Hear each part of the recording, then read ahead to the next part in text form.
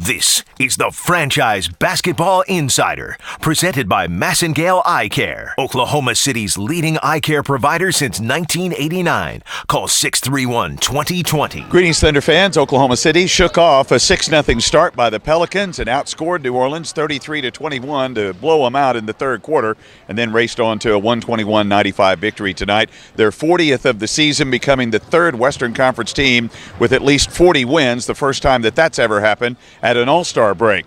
Kevin Durant had 23, so did Russell Westbrook. Russell was one rebound away from a triple-double. Serge Ibaka had 18 points. Those three players led 5 in double digits for Oklahoma City tonight. We go to the podium and hear from Billy Donovan's postgame.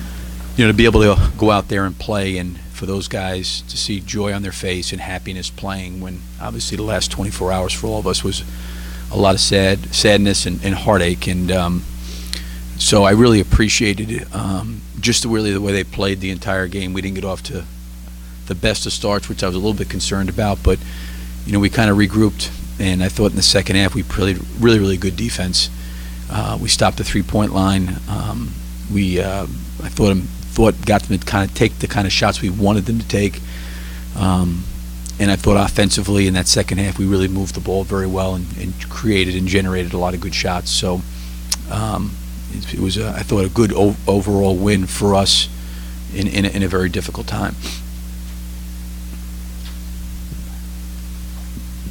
Do you think the start were guys a little bit distracted from everything that had gone on, or did the game kind of give them a little outlet to kind of get away from it, you think? Yeah, I mean, I think I got asked before the game that, you know, how would our guys come out, and I, you know, just said I hope they come out and they would play and do the best they could. And you know, we were maybe a little bit sluggish to start with, which I think is understandable, but I think we got down 6-0. I think Kevin maybe made a 3. It was 6-3, then it was 6-5, and then I think after that we started to get into the game there, and I think those guys got lost in the game. I'm sure with the start of the game, with a moment of silence for Ingrid and for Monty and the kids, and you know, the pastor's prayer, seeing Alvin before the game and talking to him, I think there was just a lot of emotion early in the game, and then I think once both teams settled in, they played.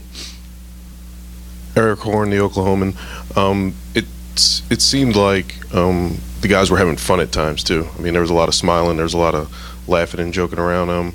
Can the game be kind of an escape when pain comes, when tragedy strikes? Yeah, I don't think there's any question that can happen, because these guys all love playing the game, and you know, sometimes, you know, when life hits us with what it hits us with at different points in time, as it did here, you know, yesterday, sometimes doing what you love doing is a relief and somewhat of a distraction, you know, for a little bit of time.